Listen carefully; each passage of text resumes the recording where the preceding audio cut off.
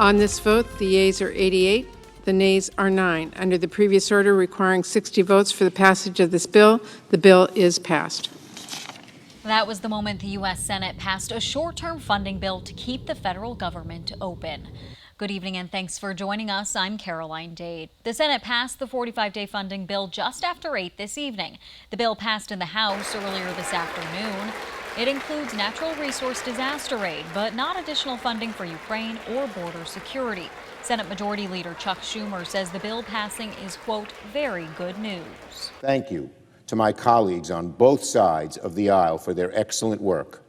The bipartisanship here in the Senate set the tone for today's result, and I hope it sets the tone for the future. Republican Minority Leader Mitch McConnell says he's thankful the bill passed because he says a shutdown would have been harmful. I'm glad our colleagues in the House have taken action on a continuing resolution that keeps critical government functions going at their current rates of operation. Passing this measure, keeping the lights on, will allow us to return our attention to making headway on full-year appropriations our colleagues have been working on literally for months. And it will give us. President Joe Biden says he will sign the funding bill, and he calls it good news for the American people. But Biden is criticizing the measure for not including more aid for Ukraine. He says, quote, we cannot under any circumstances allow American support for Ukraine to be interrupted.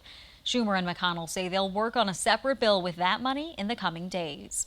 Wisconsin's congressional delegation largely voted in support of the stopgap federal funding bill.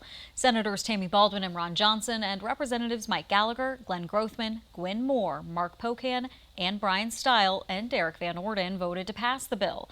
Representatives Scott Fitzgerald and Tom Tiffany voted against it.